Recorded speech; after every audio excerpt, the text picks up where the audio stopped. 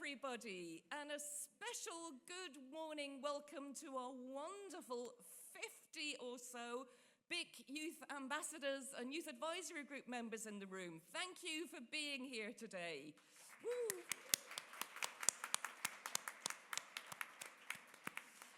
So my name is June Lowry, and it's a great pleasure for me to welcome you all on behalf of the European Commission to the 2024 Safer Internet Forum, both here in Brussels and also to the many, many people who are joining us online.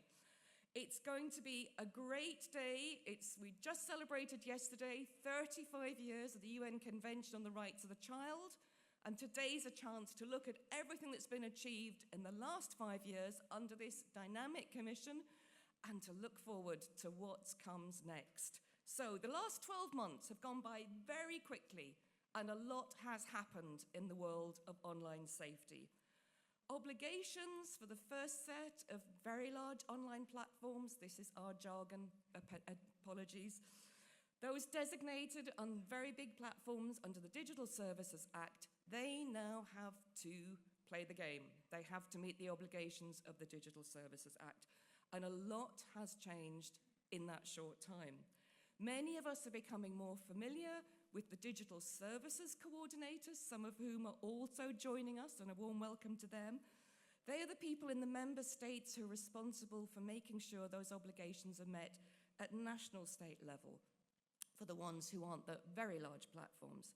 And speaking of the DSA, I am delighted to tell you that last year, while we were able to announce the child-friendly brochure in English, as you will see from the slides and the displays outside, the QR code on screen for those of you who are online, and also the many little trinkets with the QR code lying around the room and outside, we now have it in all EU 24 official languages, which is a great and necessary step. So well done to everyone involved on that.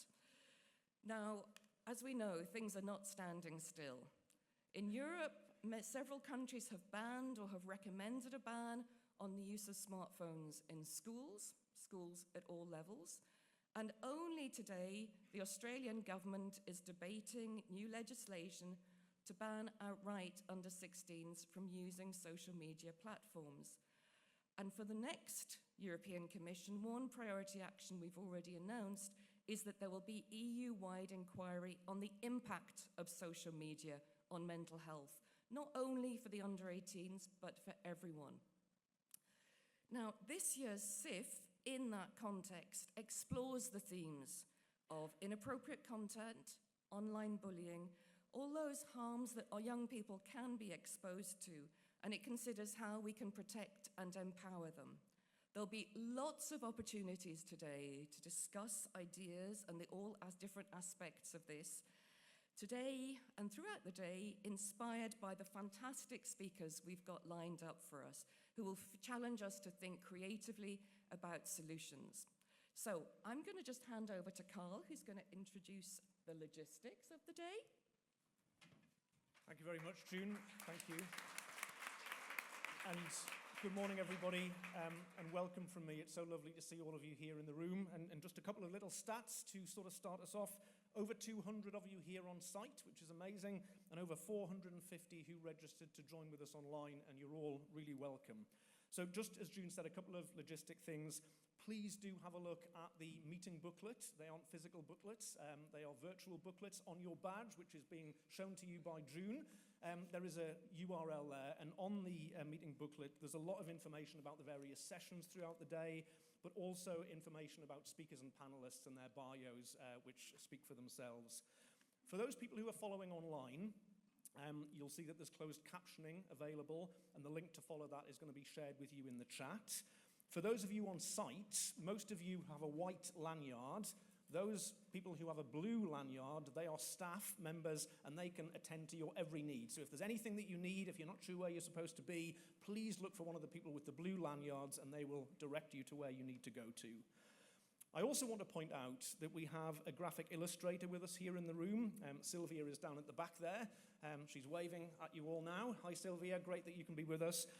She's going to capture, some of the key messages, the discussion points throughout the day. And at various times, we will display these up on the screen. And of course, we will share them with you afterwards.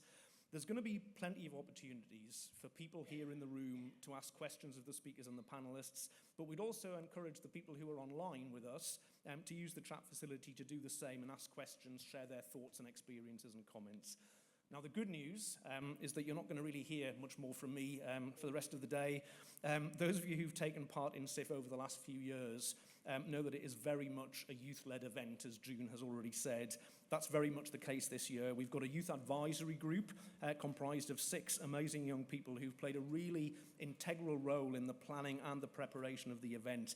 And they are the ones who are actually going to be guiding us through the various sessions today. But just before we hear from them, I'm going to pass back to June to introduce our first speaker. Thank you, June. Thanks, Carl.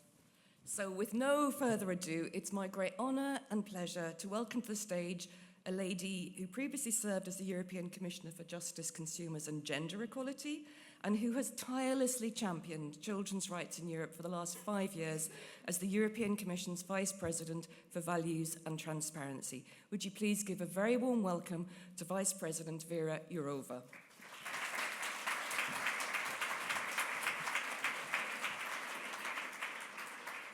Good morning to everybody. It was such a dynamic start, and now I will kill it by reading a very long speech.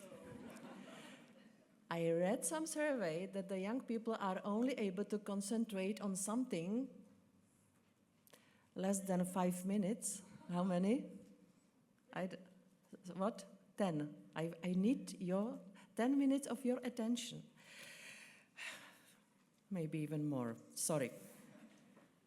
No, I'm really happy to be here with you, and this is such an extraordinary opportunity for me because, I am in politics so many years, and politics is the place where you normally meet the people of 50 plus, which is my case, unfortunately, also. But that's great that you are here and that you pay attention to the things which I bet will be one of the most important topics in the future, at least in the EU, but not only. I was in the United States, in Canada, in Japan. Everywhere is the same headache. How to make real life more attractive than the screen, especially for the young people.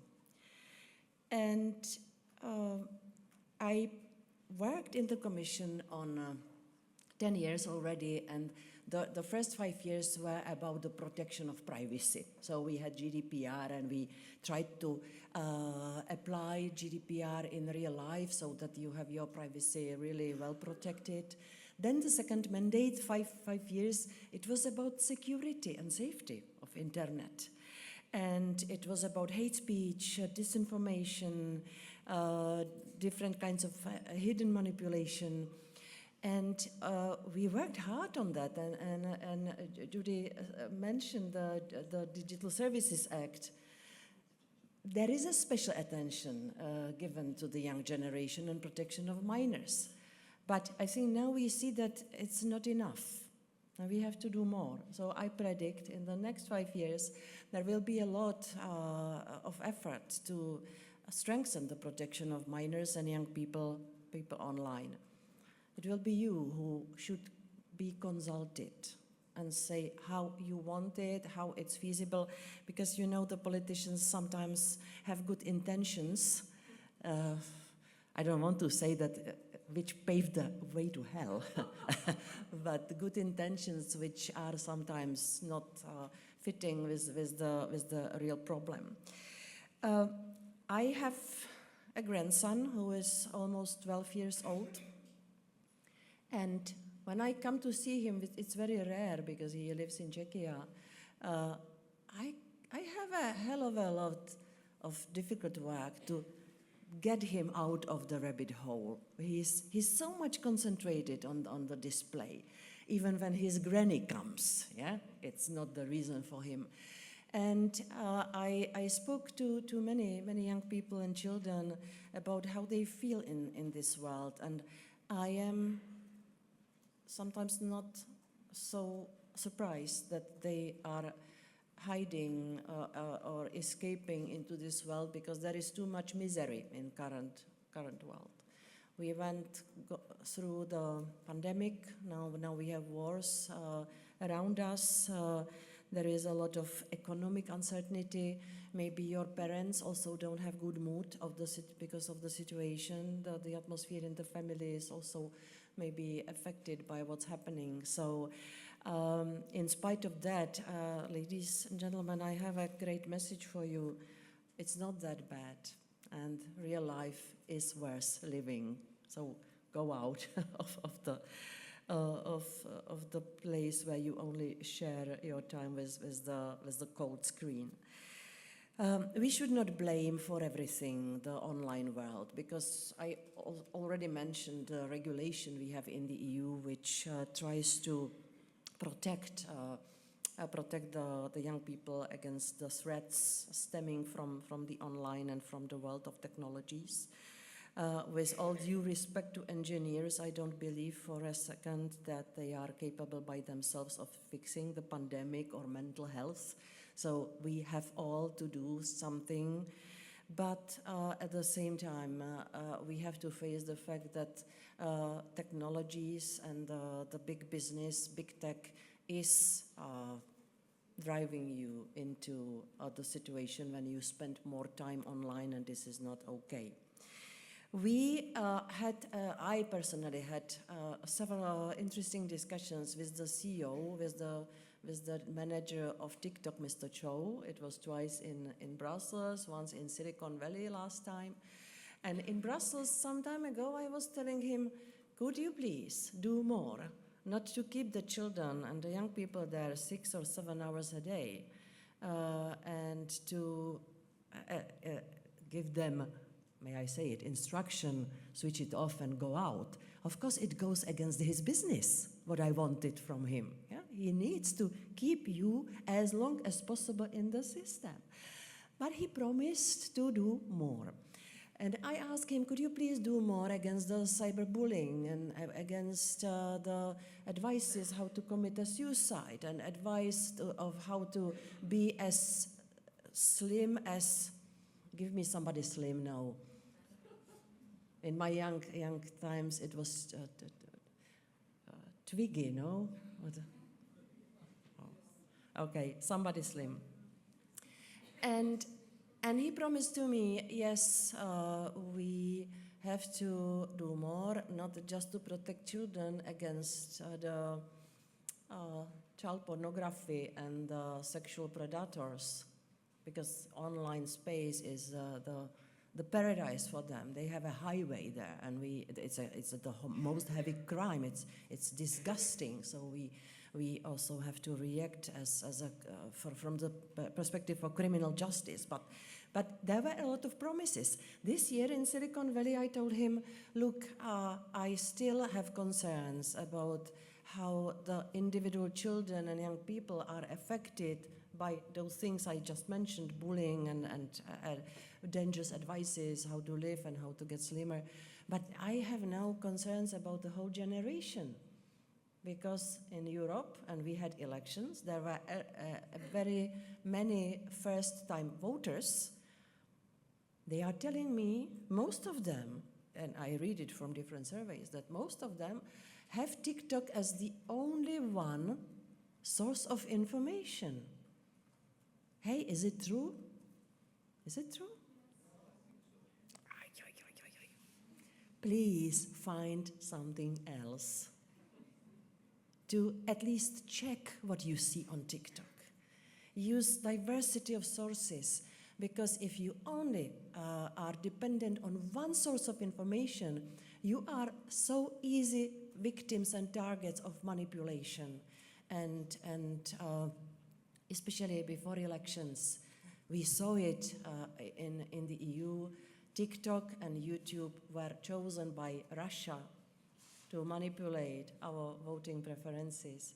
Can you imagine how easy job Putin has with your generation, that he exactly knows where to send the toxic messages so that to influence you. So please use more sources and don't let TikTok and maybe somebody new who will come to be the only actor who will form your worldview, because the world deserves better. So, ladies and gentlemen, I have here a 10-minute speech on paper, and I still did not start it, yeah? But now it will be more factual. Back to online world. Adults and adolescents worldwide spend on average around 6.5 hours per day on screen for work, entertainment, or news, or infotainment. That's also a new trend. When somebody wants to give you some news, some political messages, they wrap it up in entertainment, yeah? Notice that. So it means more than a quarter of our lives. 69% of 9 to 22-year-olds use social media or play games online for more than 3 hours a day during weekdays.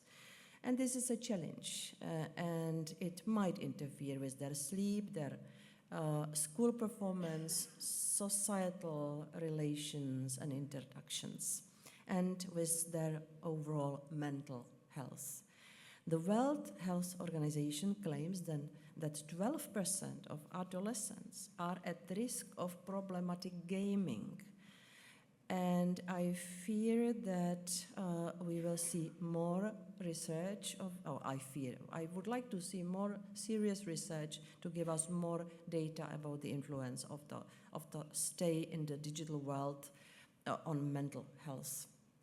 I fear that there is a growing number of those addicted to the dopamine rewards of social media, and that the young people lose the capacity to focus, to develop critical thinking and an analytical mind. And I think that the biggest issue for young people is cyberbullying, which is consistent. I think I would not like to be a child now.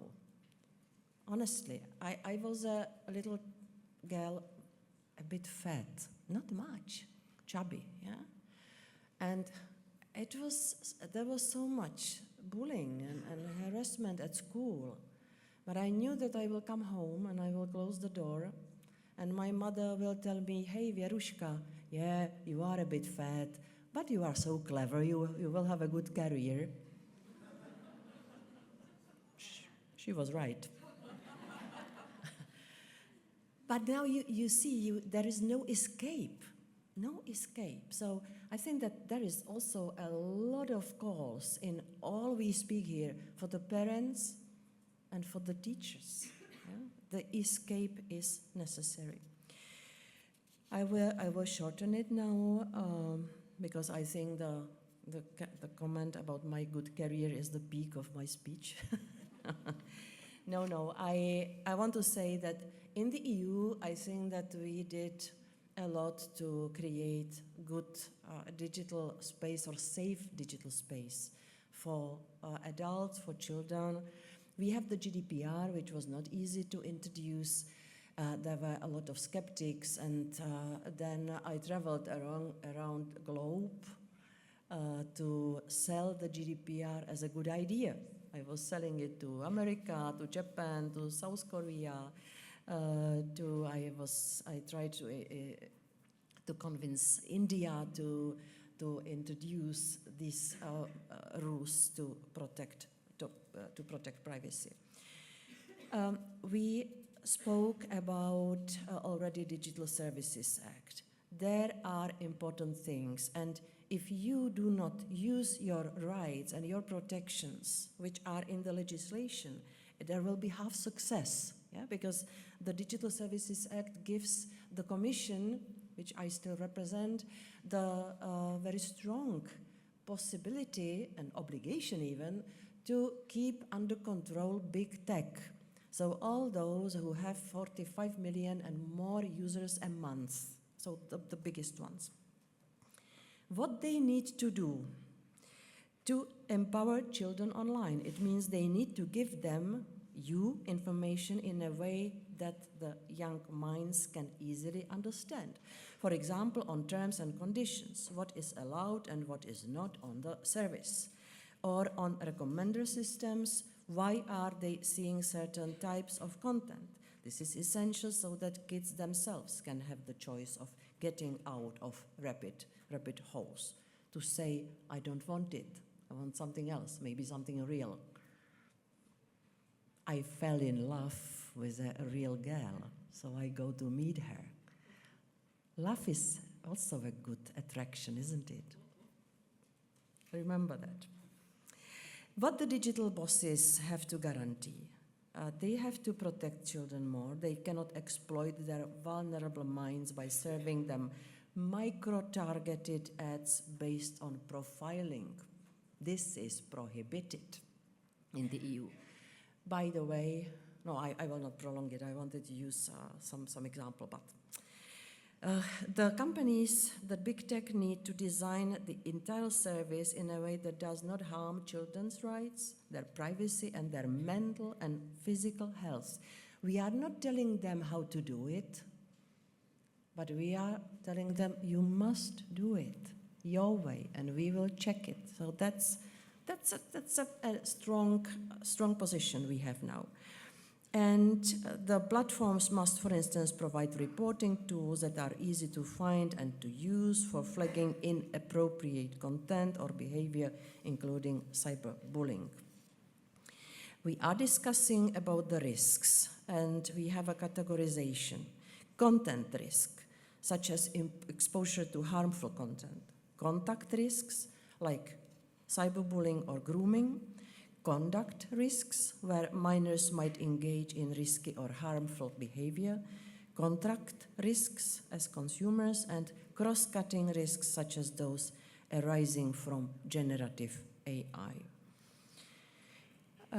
Age verification is another big topic. To provide a common method for verifying age across all 27 member states, we will have to do more because it has not been unified. This should be fully respectful of privacy and integrated in the European Digital Identity Wallet, which is also a new thing coming. And there are other things, but I will skip that now. We are running several investigations, and one of them is into TikTok and its algorithms.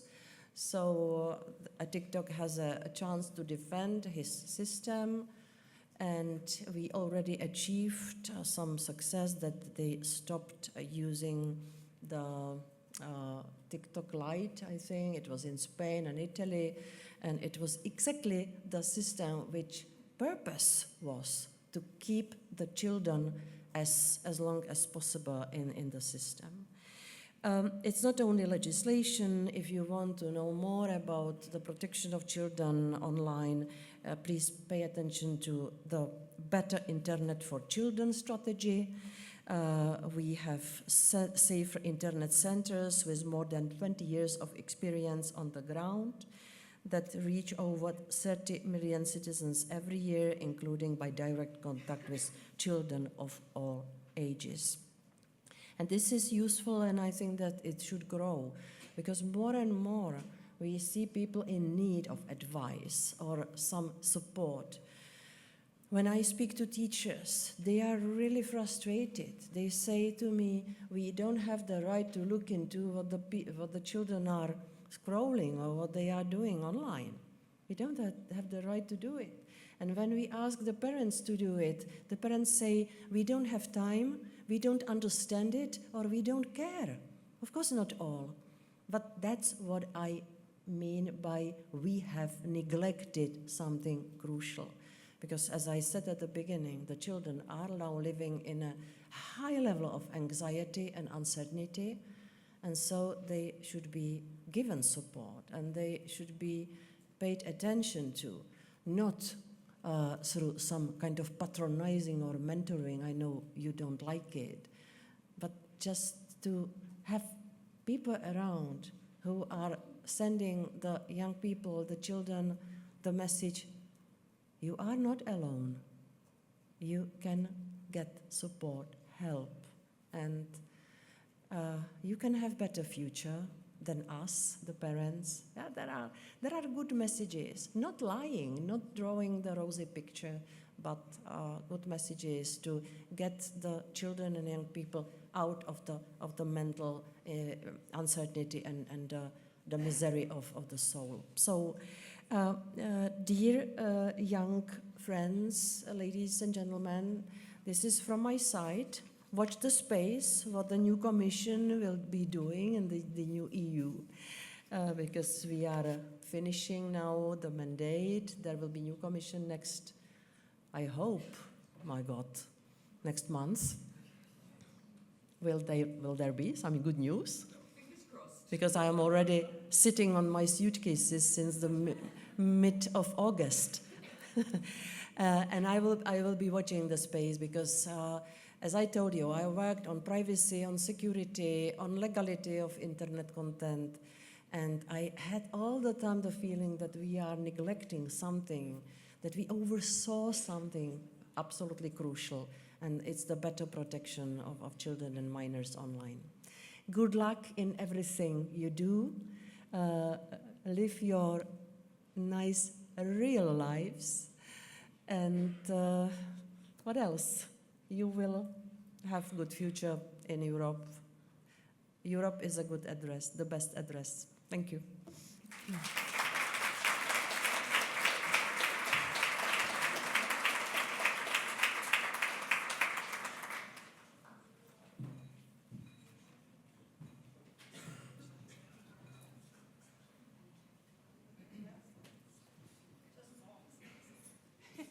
Is it? Okay, so good morning everybody. We are Sanya from Italy. And Dónal from Ireland. And welcome to the Safer Internet Forum 2024. So, first of all, thanks to the previous page we had, so June Lowery and most of all the Commissioner Věra Jourová, because this page gave us the right energy to start this journey in our adventures in the Safer Internet Forum 2024. Thanks everyone for being here. It's a pleasure to introduce you to this European Commission event, which is able to create the perfect amalgamation between institutions, the industry, and to make, most of all, to make young people's voice heard. Right, Dónal? Thanks, of course, to all the experts that followed us during these months of preparation, because, real guys, nothing was possible without you. Let's also welcome those who are following online from far away. Yes, and most of all, let's thank the young people aged between 10 and 14 years old that actually are joined online and that are part of the EU Children Participation Platform. It's always been a pleasure to be a part of events such as the Safer Internet Day Forum, which its main characteristics is having our voices heard. That's true, because as you are starting to see, young people here are not just the boundary of the event. We are actually not here just to stay, but we want to change things, to be more aware, and every time that we come to the Safer Internet Forum again, we come back to our country with a better cultural baggage on the internet industry. Exactly, Sanya. So, first of all, we are members of the YAC, the Youth Advisory Group, that will chair actually the different panels and the keynote you will participate to. The Safer Internet Day Forum Youth Advisory Group consists of 6 big youth ambassadors that have shown active participation at national and European level since becoming an ambassador. And of course, a big applause to the Better Internet for Kids youth panelists that also this year will present us their immersive performance they created during this month. You could... Really, guys, you're amazing. You can already catch that youth are going to be an integral part of today's event, mostly in a time where the internet could be a big opportunity or a very dangerous place to be. Well, that's right, Dónal. Also because it's this, the main topic of this year. As you may know, the title of the Safer Internet Forum 2024 is Where's the Harm? protecting children and young people against inappropriate content and bullying online. Well, every time we're online, we're actually facing with harms we sometimes really never care about or just don't think they're important. Just because we always think that and have the compassion that digital native, as young people we are already know everything they need. Just because they grown up with technology. But are we sure about that? But we need to face this phenomenon and be proactive about it. That's why our forum is important for young people. The awareness of the fine print, of the online harms, gives us the possibility not to be slaves to the machine that we've created, but to be the main characters of this evolutionary process. Well, you may actually know a Greek tragedy character, which is Antigone, which actually is a woman finished to be slave and hero of a same situation she has created. Well, today we don't have to be Antigone, but just hero of the safer internet process thanks knowledge. As the commissioner said before, yeah, we didn't did all. We did much, but we need to meet more. And this is possible thanks to knowledge and the empowerment of you. That's in this way that we can change, that the change is possible. So together, Dónal, we can create a better internet for kids. We're sure about that. And the wish for today is actually simple but powerful. Fully engage with the panels, experience the keynote, and most importantly, be part of the change. Now, let's talk about today's agenda. First of all, after this welcome, we have the honour of chairing the first keynote session titled A Young Person's Exposure to Harmful Content and Behaviour Online. This session features Professor Debbie Ging from Dublin City University. And following, that will be our colleagues, Dia and João from the YAG Advisory Group, and we'll share a panel discussion which is titled Finding the Balance Between Protection and Empowerment with multiple and valuable panelists. Next, we'll hear an inspiring perspective on online harm from a young person's perspective from our very own Vincent on our Youth Advisory Group, a member from Croatia. Well, okay, there is a lot of work ahead, but each panel will provide you a very unique perspective to today's topic. And most of all, don't worry, after Vincent's session, you will have a coffee break until 11:45. But before the break, we'll also present some youth-led workshops where the BIC youth panelists will share their experiences and propose their priorities for protecting minors against online harm. And after following the lunch break, we will dive into the deep dive sessions, which we'll explain in detail later, actually. But this section will basically tackle specific issues related to today's topic and offer actionable insights. And finally, we'll close the day with a final keynote titled How to Foster Children's and Young People's Mental Health and Wellbeing Online and Act Against Cyberbullying. In this session, we'll hear from Professor Jessica Pruchowski. So, we have a very packed schedule, but let's not waste time and introduce the first keynote of the day.